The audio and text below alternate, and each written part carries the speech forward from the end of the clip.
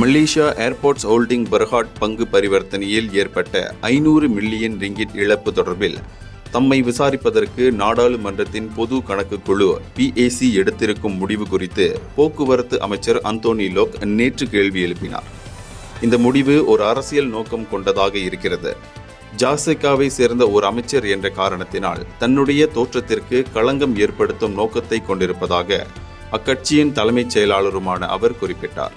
போக்குவரத்து அமைச்சில் நேற்று நடைபெற்ற செய்தியாளர்கள் கூட்டத்தில் பேசிய அந்தோனி லோக், MAHB பங்கு சந்தையில் பட்டியலிடப்பட்ட ஒரு நிறுவனம். போக்குவரத்து அமைச்சின் அதிகாரத்தின் கீழ் அது இருக்கவில்லை என்று சொன்னார். இந்த விவகாரத்தில் அரசியல் நோக்கம் இருக்கிறதா?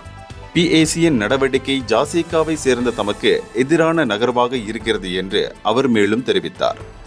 MAHB அமைப்பு முறை குறித்து PAC தலைவர் டத்தோ மாஸ் எர்மியாத்தி சம்சூடின் தெளிவாக புரிந்து கொண்டிருக்க வேண்டும்.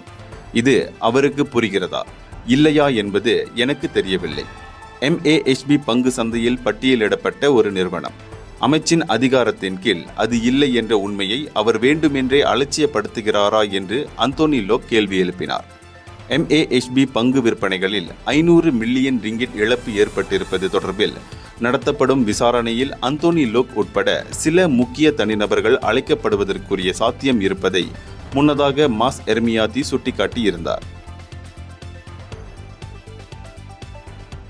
இந்தியர்களின் இதய குரல் மக்களோசை.